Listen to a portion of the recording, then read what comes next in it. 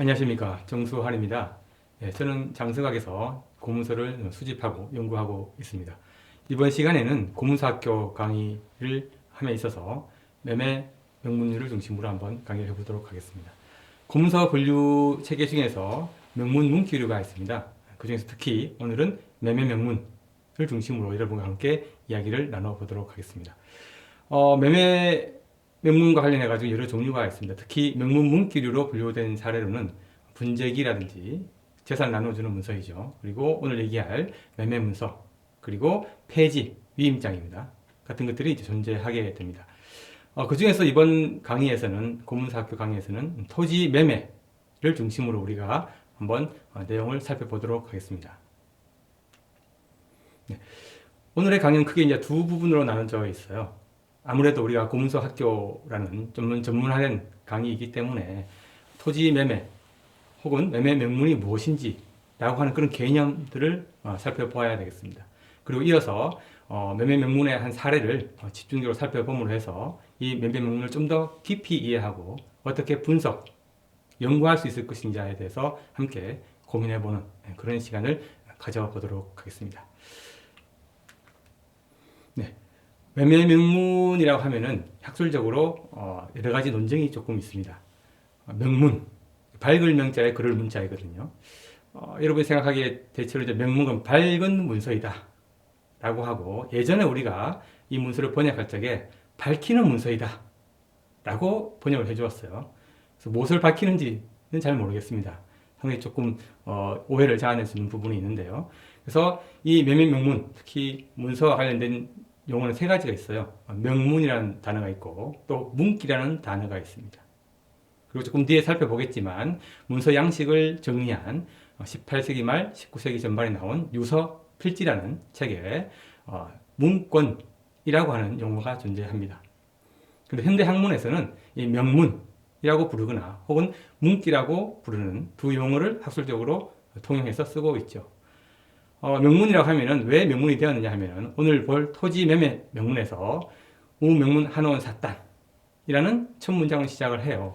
그래서 우리가 이 문서를 명문이라고 한다라고 주장하는 사람들이 있고, 또 하나는 허여문기, 그죠? 금금문기라고 하는 재산을 나눠주는 분재기에서 이 문기라는 말이 들어가기 때문에 문기라고 하는 것이 바로 매매를 혹은 사실을 증명하는 문서로서 의미를 가진다라고 문기를 주장하시는 분들이 있습니다.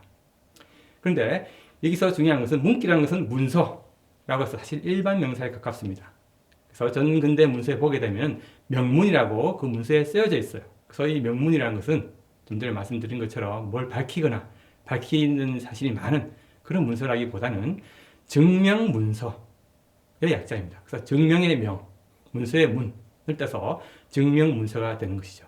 그래서 명문이라고 하는 것은 요약한데 매매를 증명하는 문서이다 라고 우리가 이해해 주면 되겠습니다. 그래서 문기보다는 명문으로 명명해 주는 것이 좀 더 학술적이지 않겠나라고 여러분께 제안을 드립니다.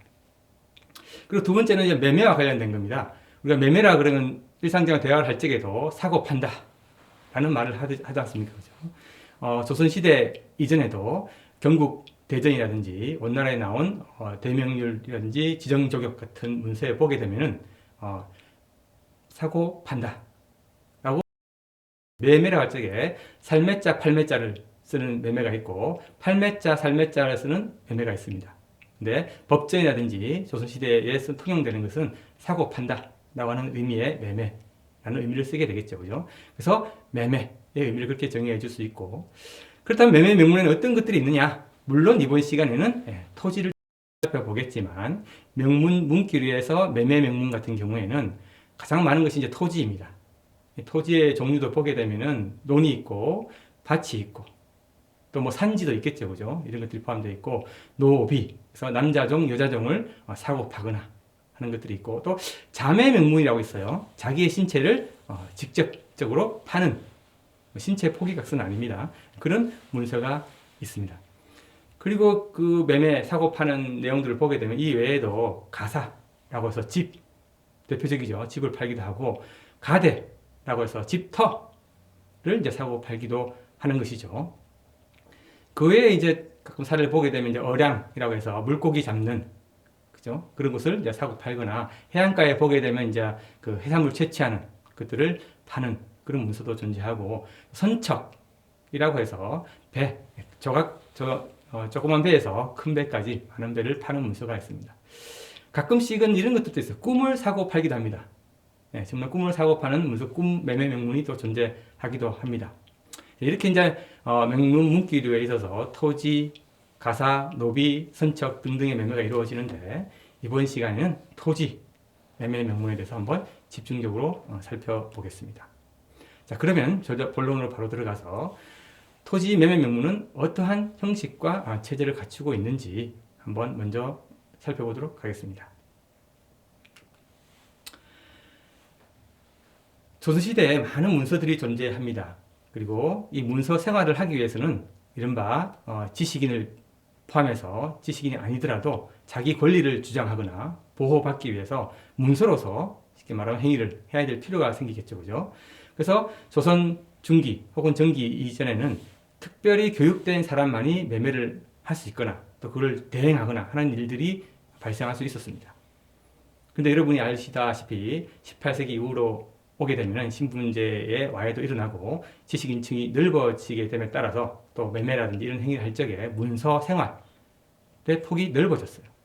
자, 그렇게 되다 보니까 이 문서 생활을 할 적에 좀 더 편리하도록 편의를 제공해주는 책이 이제 간행되었던 것입니다. 그런 종류가 많이 있습니다. 편지를 쓸 적에 블랭크만 비워두고 특별히 들어갈 말들을 정리해 놓은 책이 이제 18세기 이후에 나오게 되고요. 오늘 얘기할 대표적인 것이 좀 전에 말씀드렸지만 문건이라고 규정되어 있는 사례에서 언급했죠. 그죠? 유서필지라고. 책 이름은 뭐 심플하죠. 그죠? 유생들이 반드시 생활하면서 알아야 될 그런 상식류. 뭐 이런 책입니다. 지금은 없지만 예전에 가정의례 준칙이라는 그런 책들이 있었어요. 그죠? 그런 비슷한 책들이 18세기에 이제 나왔습니다. 그래서 18세기 말에서 19세기 초 정확하게 간행된 연들을 잘 몰라요. 유서 필지에 보게 되면은 다양한 종류의 문서 양식들이 제시되어 있습니다. 그래서 이 자기 권리를 획득하거나 그리고 보호하기 위한 문서 행위를 할 적에 이 책을 가져다가 기본적인 이제 포맷을 두고 거기에 필요한 단어들을 바꾸어 가면서 문서 생활을 했던 것이죠. 그런데 이 유서필지에는 이제 우리가 학술적으로 쓰고 있는 명문이라는 단어 대신에 문건이라고 표기하고 있어요. 그래서 오늘의 주제인 매매 명문에 해당하는 사례를 보게 되면 전답 문건이 있습니다. 그래서 그 중에 대표적으로 유서필지에서 제시하고 있는 것이 답권이에요. 보시는 바와 같이 책에 인쇄되어 있습니다. 답권이라고 명명이 되어 있고요. 이 권자는 보면 칼도자가 들어가 있어서 티켓 혹은 시트 이런 의미가 되겠습니다만은 정근대사에는 이제 문건이라고 쓰여졌고 현대 학술적 용어로는 명문이라 쓴다. 라고 다시 한번 여러분께 강조해 드리겠습니다. 이미지에 제공되어 있지만 여기에 한문으로 쭉 쓰여져 있고 블랭크들이 쭉쭉 나와 있어요. 뒤에 이제 원 문서를 읽어 볼 거기 때문에 이 양식은 간단하게 요약해서 여러분들께 한 번 더 설명드리겠습니다. 이 문서는 뒤에서 한 번 더 자세히 읽을 기회가 있기 때문에 지금은 먼저 간단하게 내용을 전달해 드리도록 하겠습니다. 내용은 이렇습니다. 문서를 작성할 적에 중국의 연호를 쓰도록 되어 있어요. 그래서 이 내용은 중국 연호를 먼저 쓴다. 그리고 몇 년이고 그에 해당하는 간지를 쓴 다음에 몇 월 며칠 누구에게 증명하는 문서이다. 명문이라고 앞에 쓴 다음에 내용은 이렇습니다. 이 증명 문서를 하는 일이다. 기묘하게 쓸 곳이 있어서 매매 사유로 쓴다는 것이죠. 있어서 어느 고을, 어느 면, 어느 마을에 있는 토지인데 이것이 토지 대장인 양안에 천자문순으로 지번이 부여되게 되어 있어요. 이 지번이 몇 번인 돈으로서 거기에 대한 생산량 혹은 파종량을 명기해줍니다. 그래서 몇 집 몇 묶음인데 이게 몇 마직이다. 그리고 이 논의 형태는 어떠하다. 라고 하는 것을 명기해줍니다. 왜냐하면 이 매매와 관련해서 나중에 분쟁이 생겼을 경우에 관청에 가서 쟁송을 해야 되겠죠. 그죠? 그렇다면 양안의 기록과 되도록이면 일치하는 것이 좋기 때문에 이것들을 그대로 써주는 것입니다. 그래서 어느 양 안에 있는 어느 곳에 있는 밭 혹은 논을 쉽게 말하면 이 규모를 써준 다음에 이 사고자 하는 사람에게 영영방매라고 씁니다. 영원히 팔아버린다라고 하는 것이죠, 그죠? 그래서 오늘 팔았다가 내일 무르는 것이 아니라 영원히 이 권리에 대한 것들을 넘겨버린다라고 하는 그런 것을 밝혀주는 겁니다. 물론 경국대전에 30일 이내에는 환태라고 해서 물을 수가 있긴 해요. 근데 어쨌든 문서에는 영영방매라고 해서 영원히 팔아버린다는 것을 분명히 해서 이 파는 사람의 쉽게 말해 자기 재산을 포기한다는 것을 정확하게 밝혀주는 것이죠. 그래서 명문입니다. 자, 그래서 그 뒤에는 단서조항으로서 자, 뒷날 아무 이 가족들 중에서 이 문서 매매와 이 땅 매매와 관련해서 잡담 이러쿵 저러쿵 하는 이야기가 있거든. 이 문서를 가지고 관청에 가서 바로 잡아라 라고 이렇게 쓴다. 그리고 파는 사람 땅 주인 그리고 증인 그리고 이 문서를 작성한 사람 가지고 문서를 작성해라 라고 유서필지에 이렇게 자세하게 안내가 되어 있습니다. 보시게 되면은 모월 모일 그리고 그 블랭크로 비워져 있죠, 그죠? 모읍 모면 쓰여져 있는 것을 여러분께서는 확인하실 수 있을 겁니다. 그래서 조선시대 때 땅이라든지 노비, 집을 팔 적에 이러한 포맷을 두고 자기 필요 혹은 흥정하는 내용에 맞춰서 양식을 변형해서 사용했던 것이죠. 이것이 바로 매매명문의 일반적인 양식이 되겠습니다. 자, 그런데 한 가지 문제가 있어요. 대체로 조선시대 때 양반들은 직접 시장에 가거나 상인을 만나서 혹은 매매자를 만나서 흥정을 하지 않습니다. 왜냐하면 이른바 채통이죠, 그죠? 모양이 빠지지 말아야 됩니다. 양반으로서의 채통을 지켜야 되는데 시장이라든지 흥정 극안꾼을 만나서 또 가격이 맞지 않으면 싸우기도 하고 고성이 오가기도 하게 되면 스타일이 무너지잖아요. 그걸 방지하기 위해서 꼭 매매 대행인을 세웁니다. 대표적인 게 여러분이 알고 있듯이 노비를 세워요. 노비 중에서도 아무 노비를 세우면 의미가 없겠죠. 왜냐하면 흥정의 달인을 불러서 좀 더 좋은 값을 받거나 좀 더 싼 값에 매입할 수 있는 노비를 세워야 되겠죠, 그죠? 이것들을 수노 혹은 차노라고 부릅니다. 그래서 이것들은 어릴 때부터 트레이닝을 시켜서 양반을 대신해서 수족처럼 문서 활동을 하도록 하는 것이죠. 가끔 가다가 수비, 차비가 있어요. 여자 종이 이 행위를 대신하는 경우가 있습니다. 이때는 대체로 이제 그 집안에 과부가 가정을 경영하고 있거나 며느리가 살림을 주도하고 있거나 남자들이 지금 경제 활동을 할 수 없는 처지가 있을 경우에 간혹 사례가 보이기도 합니다. 그래서 수노비, 차노비라는 것들이 존재하게 되고 이들이 양반의 수족처럼 양반의 문서 활동을 대행했다라고 우리가 이해할 수 있는 것이죠. 자, 그렇게 되면은 이 매매를 대행할 수 있는 위임장이 필요하겠죠, 그죠? 그래서 이번 시간에 함께 살펴볼 이유가 토지 매매 명문과 함께 폐지 혹은 폐자, 그 배지 이게 다양한 뜻으로 발음이 되고 쓰여지고 있는 사례를 살펴볼 필요가 있는 겁니다. 친절하게도 유서필지에는 이런 사례를 고려해서 양식을 제공하고 있어요. 살펴보면 이렇습니다. 좀 전에 보신 답권과 마찬가지로 여기는 이제 블랭크를 또 남겨두었어요. 그래서 문서 규칙에 보게 되면은 폐지, 여기는 부가 가사 폐지라 되어 있죠, 그죠? 사대부 집에서 가사, 집을 팔 적에 써주는 폐지라 쓰고 읽기는 배지라고 읽기도 하고 가끔씩 이제 폐자가 나옵니다. 이건 배자 이렇게 읽어주기도 하는데 그래서 오늘날로 치면은 매매 위임장, 권리 위임장쯤 되겠어요, 그죠?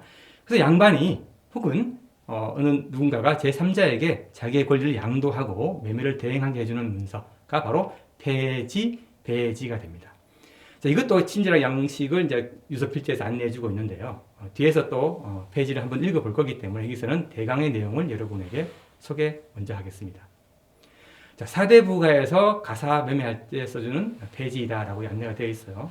자, 이 가사 매매할 적의 샘플을 가지고 나중에 노비를 매매하거나, 그죠?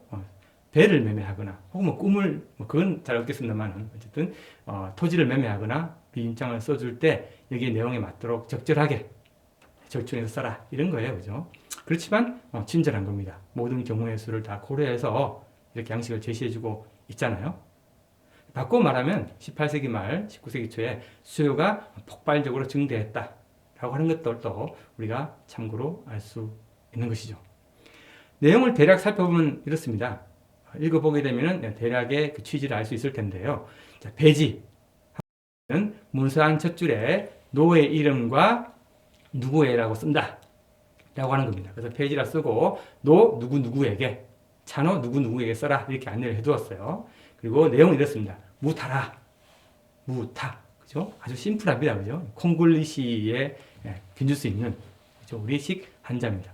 없을 무, 다를 타, 다른 게 아니다, 다름이 아니라 이렇게 해석해 줍니다. 다름이 아니라 우리 집이 임해를 위해서, 여기서 임해라고 하는 것은 내가 사는 집보다 멀리 있는 땅은 관리가 힘들겠죠, 그죠? 그래서 그것을 팔고 나의 집 가까운 곳에 있는 토지를 사는 것, 그것을 임해라고 합니다. 그래서 17, 18세기 이후에는 이 경영의 합리화, 자기 집 가까이에 토지를 두게 되면은, 그죠?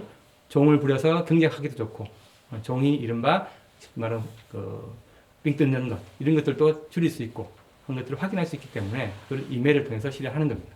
그래서 어느 곳, 어느 게 있는 기와집 몇 칸과 그 집이 들어선 빈터를 함께 사고자 하는 사람에게 정해진 값을 따라 받고 영영, 그죠? 팔아버리려고 한다. 그러니 너는 노비죠, 뭐죠? 노비는 이 폐지에 따라서 문서를 이루어 주거라, 만들어 주거라. 몇 날, 몇 월, 며칠. 그리고 상전의 이름을 써준다. 라고 되어 있고, 거기 작은 글씨로 되어 있는 것은 만약에 상전 양반이 상중에 있을 경우에는 근신을 해야 됩니다. 이때에 상스럽게 논쟁을 한다거나 매매 행위를 한다는 것은 조금 채통에 맞지 않죠, 그죠? 그럴 경우에는 이름을 쓰지 않고 혹은 사인을 하지 않는다 라고 하는 그런 특수한 사례까지도 이 유서필지는 친절하게 안내해주고 있는 겁니다. 이처럼 우리가 매매 명문 양식을 살펴보았고, 매매의 의미, 그리고 명문의 의미를 알아보았어요. 그리고 이 매매 행위를 할 적에 필요한 문서 양식을 유서 필지의 사례를 통해서 매매 명문과 배지의 포맷을 알 수 있었습니다. 자, 그렇다면은 이제 조금 더 깊이 들어가서 이 매매 명문의 사례를 여러분과 함께 읽어보는 그런 시간을 만들어 보겠습니다. 그래서 많은 자료들 중에서 폐지와 매매 명문이 함께 잘 남아있는 그런 사례를 엄선해서 골라보았어요. 지금 보시고 있는 자료가 그런데요. 여러분께서 보시기에 화면의 좌측에 있는 것이 바로 매매 명문입니다. 그죠? 이게 1697년에 매매가 이루어진 매매 명문이고, 오른쪽에 보게 되면 상전이라고 하는 글씨가 크게 써져 있고 노출생이라는 이름이 앞에 있는 것을 확인하실 수 있을 겁니다. 이것이 바로 좀 전에 여러분과 함께 읽어보았던 페이지가 되는 것이죠. 그래서 이것은 한 해 전에 1696년에 상전 누군가가 노출생에게 써준 페이지의 사례가 되겠습니다. 그래서 이제 남은 한 30여 분의 시간 동안 이 문서를 조금 더 꼼꼼하게 여러분과 함께 읽어가는 그런 시간을 가져보겠습니다. 이 매매 명문에 보게 되면은 이 토지를 사는 사람은 윤생원댁이라고 쓰여져 있어요. 윤생원댁. 그래서 윤생원이 누군가? 라고 하는 것들을 우리가 먼저 추적해 보겠습니다. 놀랍게도 이 윤생원은 아시는 분 계시겠습니다만은 지금 보고 계시는 윤두서입니다. 갑자기 나타나서 많이 놀라셨죠, 그죠? 이번 시간에는 이 윤두서와 관련된 이 땅 문서를 하나하나 꼼꼼하게 짚고 뜯어보는 그런 시간을 마련해 보겠습니다. 그래서 윤두서가 이 매매 명문과 어떻게 관련이 있는가 이야기를 풀어가고, 그 과정 속에서 매매 명문이 담고 있는 의미, 그죠? 가치 이런 것들을 추적하는 그런 뜻깊은 시간이 되겠네요.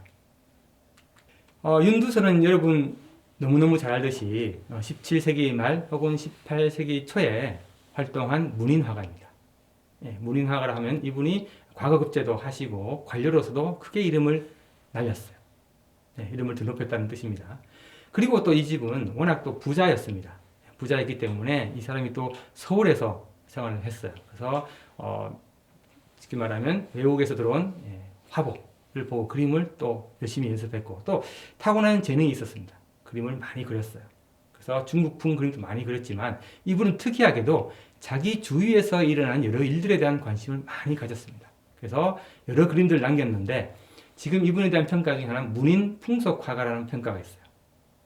풍속화라 그러면 여러분 겸재정선이나 이런 분들이 생각하겠죠, 그죠? 자, 이 윤두선은 바로 이 정선, 이 선배에 해당하는 신윤복의 한참 선배에 해당하는 1세대 풍속화가라는 사실을 우리가 유념할 필요가 있습니다.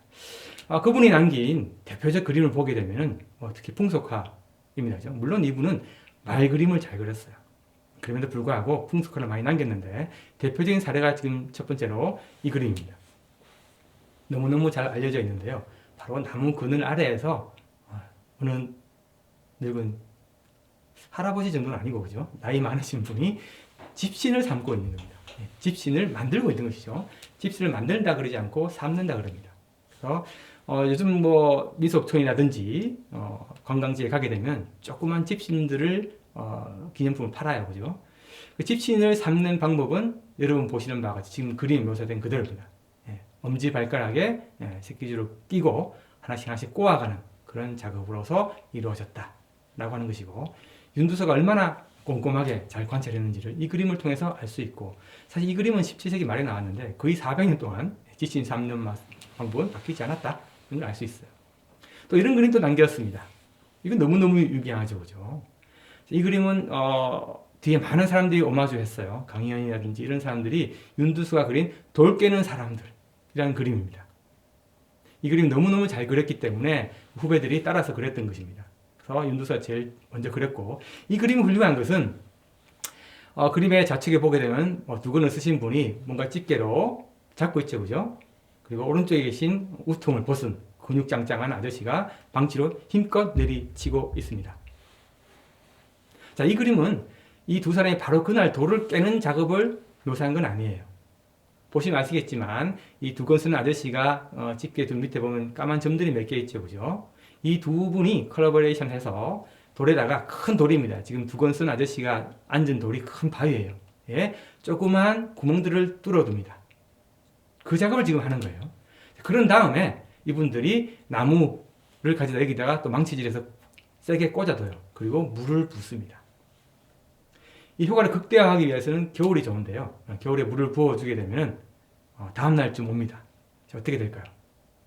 팽창하겠죠, 그죠? 그래서 그 팽창력에 의해서 돌이 깨지는 그러한 모습입니다. 그래서 이 작업은 이 자리에서 돌을 깨는 것이 아니라 돌을 깨기 이전의 모습을 묘사한 것이고 두건 쓰신 분이 지금 고개를 반쯤 돌렸잖아요, 그죠? 왜냐하면 저 돌을 깨다가 돌이 튀어서 눈에 맞거나 상처를 입을 수 있습니다.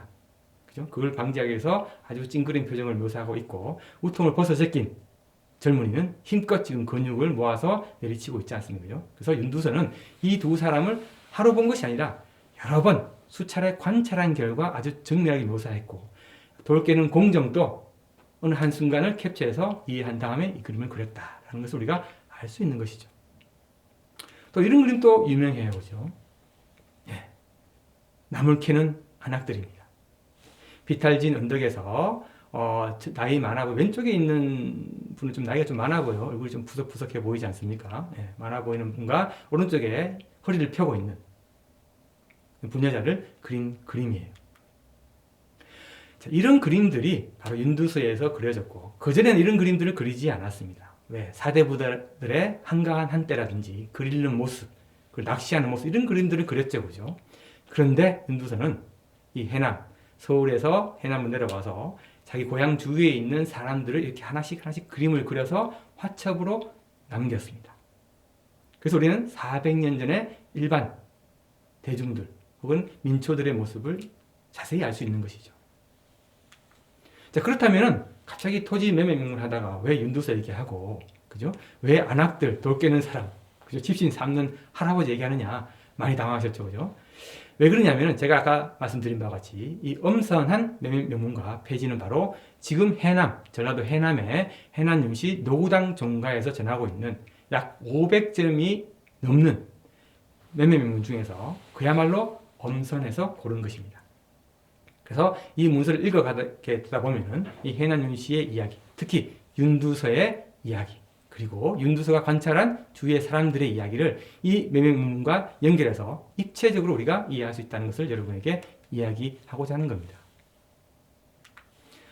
그래서 다시 돌아와서 그죠? 화면 오른쪽은 페이지가 되고 왼쪽은 매매 명문이에요. 그죠? 자, 이것들을 조금 시간이 걸리겠지만 이번 고문사학교의 취지에 맞도록 한 땀 한 땀 같이 읽어보는 그런 아주 만들어 보도록 하겠습니다.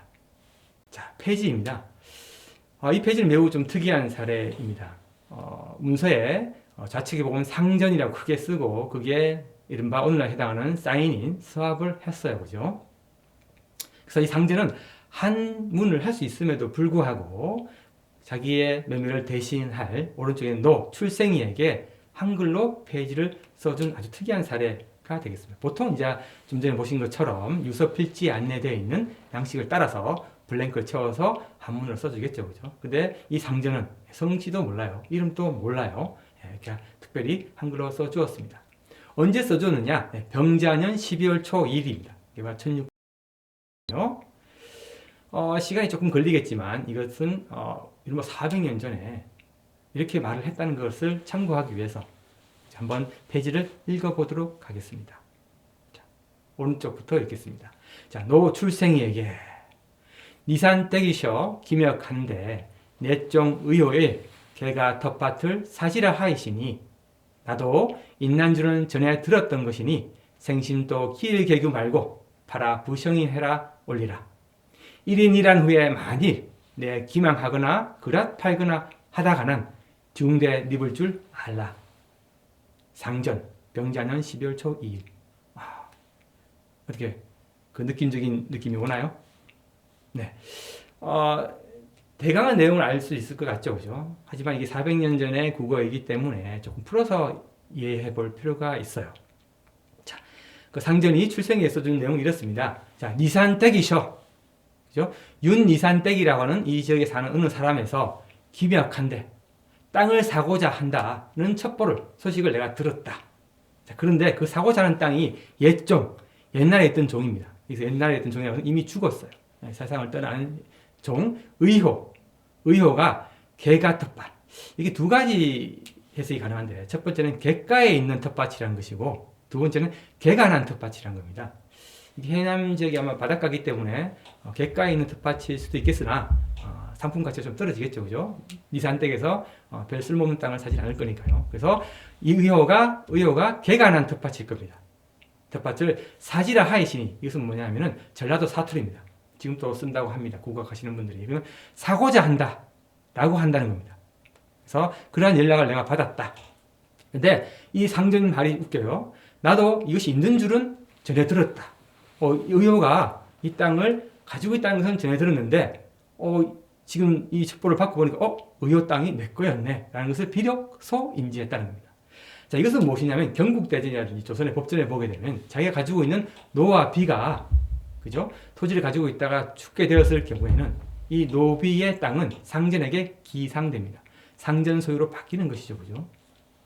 그래서 니산댁으로부터 내 그 땅 사고 싶어 라는 연락을 받고 찾아보니까 이미 세상을 떠난 의호의 땅이었던 것이죠. 그래서 상전은 이 땅 내가 팔아야지 결심을 하게 되고 급히 출생에게 이 페이지를 써서 팔아라고 한 겁니다. 그래서 이제 팔기로 결심했다는 내용을 이제 앞에 써주고요. 그래서 이제 출생에게 해주는 말이 뒷말입니다. 생신도 길 개규 말고 뭐냐면 자, 너가 마음 먹기를 빨리 팔아치워야 되겠다라고 생각하지 말고 며칠까지 팔아서 일을 끝내야지 라고 하지 말고 팔아 부성이 해서 올려라. 자, 협상을 잘해서 부성이 값을 잘 받아서 나에게 가져오너라 라고 써준 겁니다. 자, 그리고 뒤가 중요해요.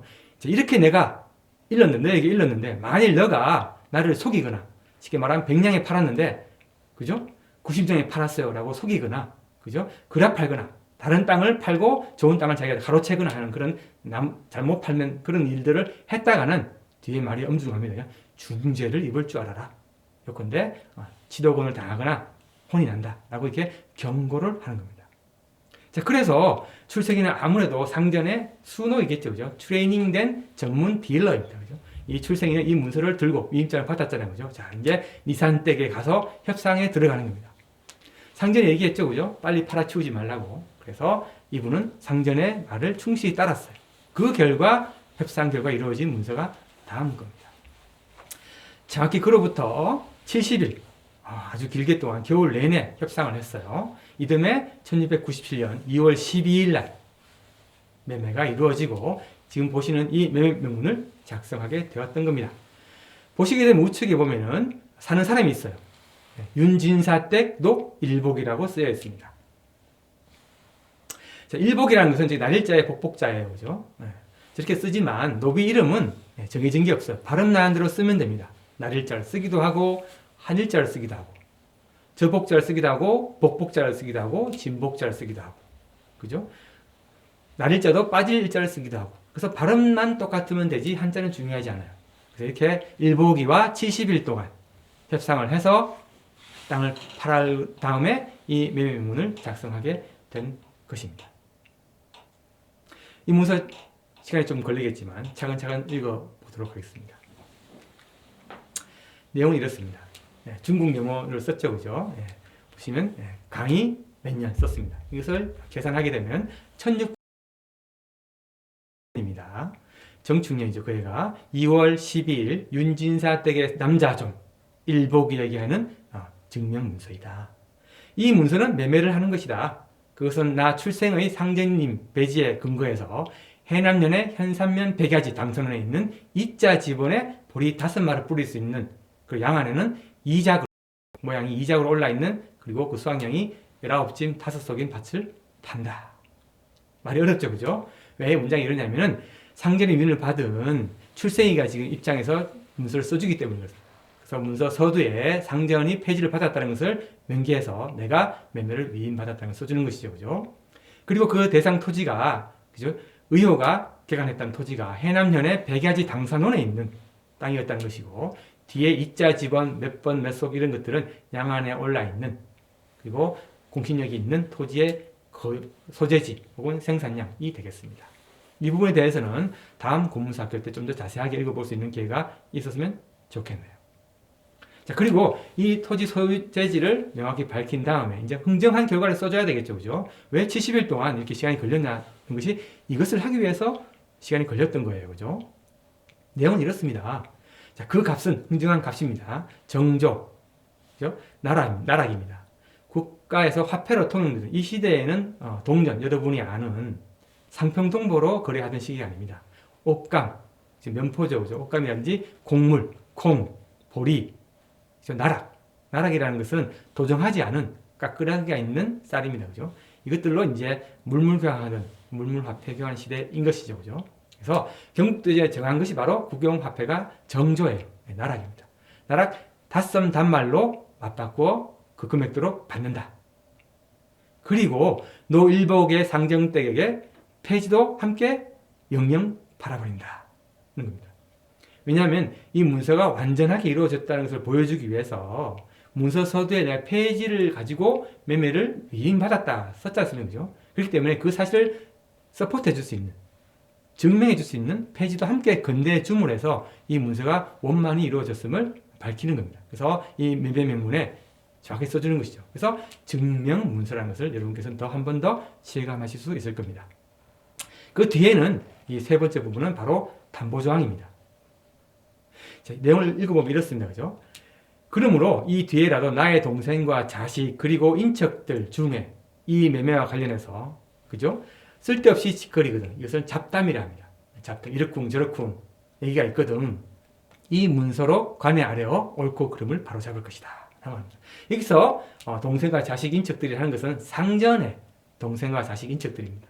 왜냐하면 이 토지가 나중에 분재가 이루어질 수 있어요. 잘못해서 동생들에게 분재가 이루어질 수 있고 또 분재하는 과정 속에서 이 토지를 매매한 사실에 대한 이의를 제기할 수 있습니다. 인척들과 동생들. 그래서 이 매매를 무효로 한다거나 이 매매 사실을 부정하는 그런 일이 생길 수 있겠죠. 그죠? 그것을 대비하기 위해서 이 뒤에 써주는 겁니다. 이 매매 문서는 완전한 매매이다. 라고 하는 것을 다시 한번 다짐을 하고 뒤에 보시는 것처럼 필요할 경우에 당당하게 관청에 가서 확인 받으세요. 이렇게 써주는 겁니다. 이 이상도 분명할 수는 없잖아요. 그죠? 사실은 여러분도 마찬가지고 저도 마찬가지지만 지금 부동산 중개업 소에 가서 매매를 해요. 그죠? 그게 표준 계약서가 있죠. 그죠? 사실은 그 표준 계약서에 있는 내용이 지금 보시고 있는 400년 이전의 매매명문의 양식과 내용과 크게 다르지 않습니다. 그래서 엄격한 매매가 이루어졌음을 우리가 이 문서를 통해서 알 수 있는 것이죠. 그 뒤에는 이 밭을 파는 주인, 찬으로 써놨죠. 그죠? 상전을 대신해서 파는 출생이라고 이름을 쓰고 또 쉽게 말하면 자기 표시를 하고 또 증인이 둘이 있어요. 생이와 쉽게 말하면 이야기가 있습니다. 이 둘이 서고 법전에 규정이 되어 있어요. 증인은 2인에서 3인 하도록 되어 있습니다. 그리고 쉽게 말하면 필집, 집필이라고 하는데 붓을 잡다는 사람이죠. 그죠? 그것은 뭐겠습니까? 이 문서를 쓴 사람입니다. 문서를 쓴 사람인데 산인, 탄자함되어 있죠. 그죠? 산인 이렇게 되게 되면은 산도죽도 아니고 그죠? 산인은 바로 승려입니다. 스님인 탄잠이 이 문서를 썼다. 라고 이렇게 내용을 완료하고 있는 겁니다.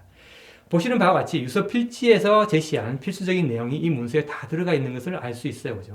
그래서 우리는 이 폐지와 매매명문을 완전히 함께 읽어보았다라고 말씀을 드릴 수 있겠네요.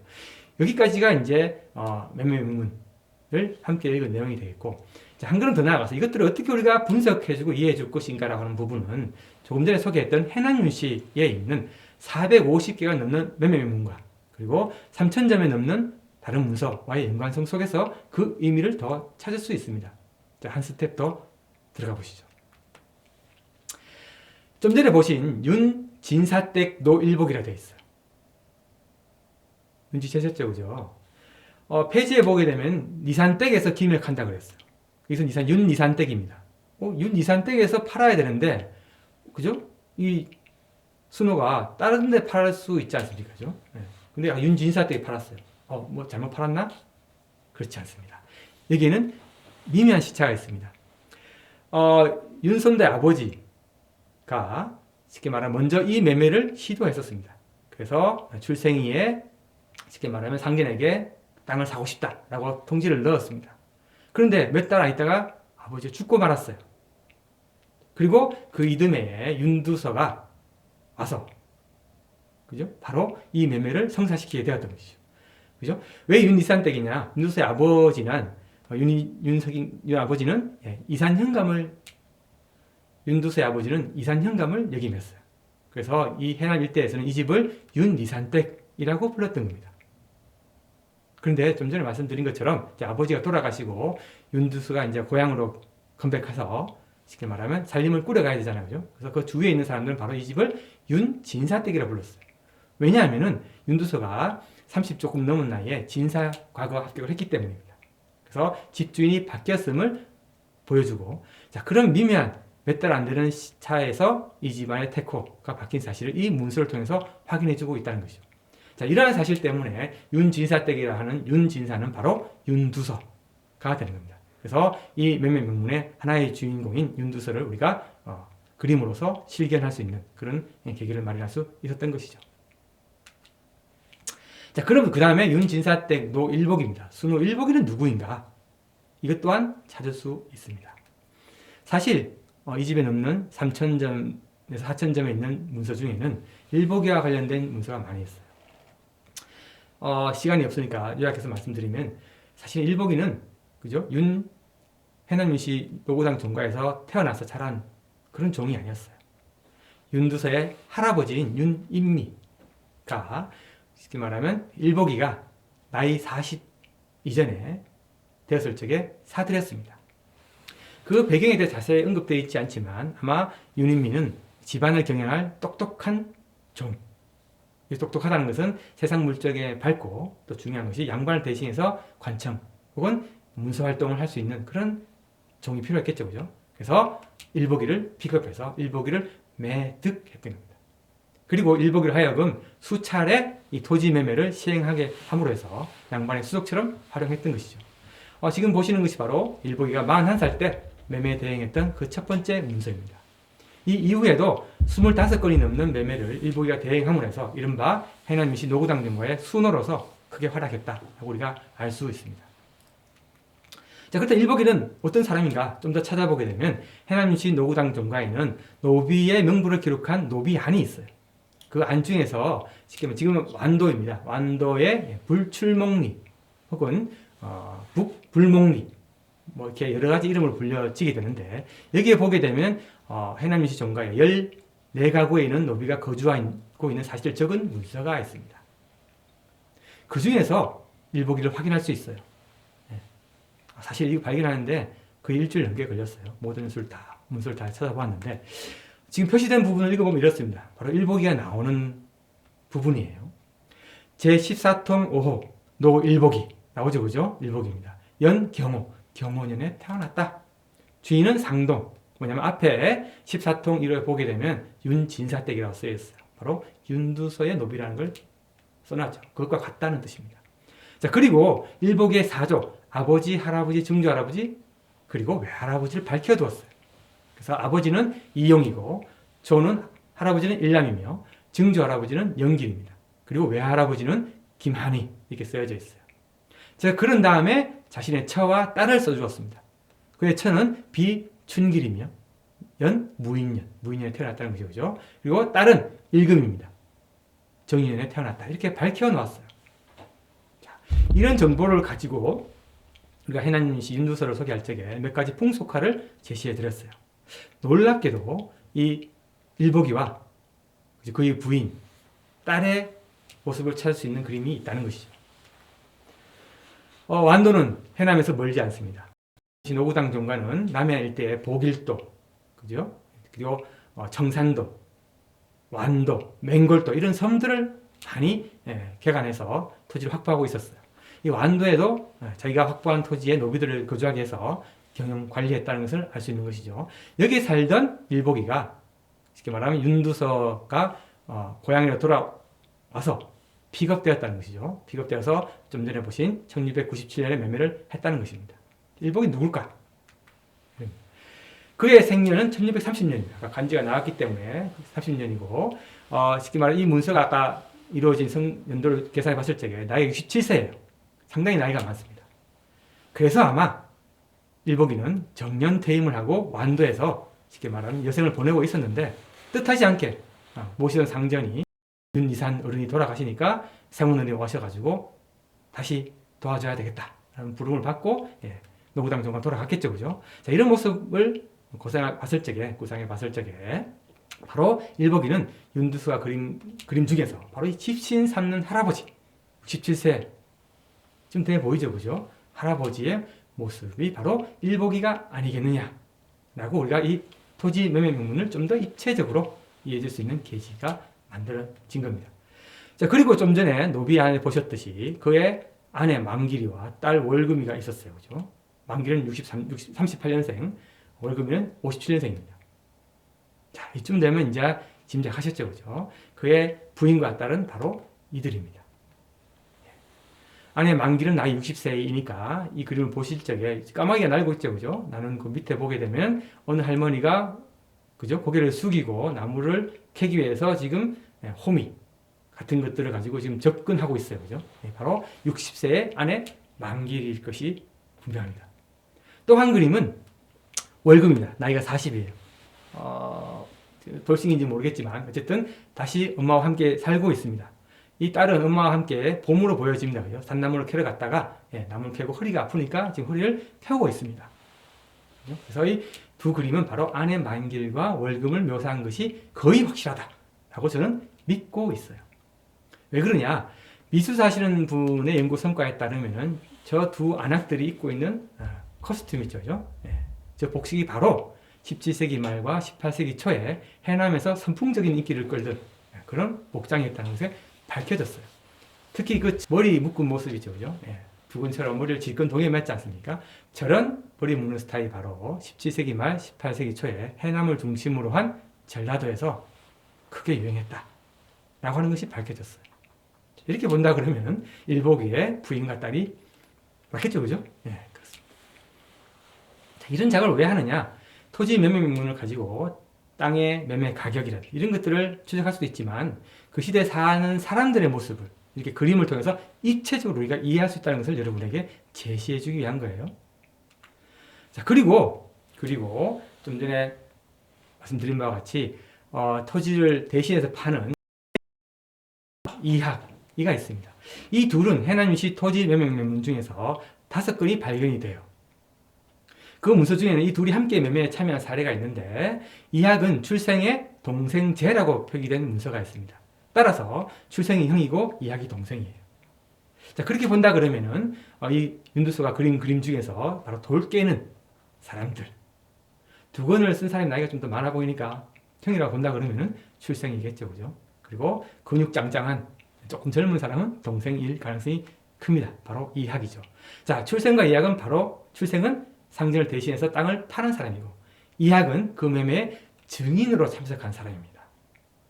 그죠? 그래서 우리가 땅을 사는 사람의 상전, 그리고 땅을 사는 사람의 부인과 딸, 그리고 땅을 파는 사람, 그리고 증인 1명을 알게 되었어요. 자, 그래서 이것을 좀 더 깊이 살펴봐야 될 것은 뭐냐면은, 우리 상식적으로 생각해 봐도 증인을 파는 사람에 가까운 사람만 쓰게 되면은 조금 나중에 분쟁이 생겼을 적에 불리할 수가 있어요. 그죠? 자, 이럴 때 어떻게 하느냐? 사는 사람에게 유리한 그런 증인도 세워야 돼요. 그죠? 그래서 생일을 찾아보았습니다. 생일을 찾아보니까 해남 윤씨 종가에 전하는 쉽게 말하면 분재기 중에서 지금 윤두서의 외할머니 쪽으로부터 전해지는 노비 중에서 생이가 발견되었습니다.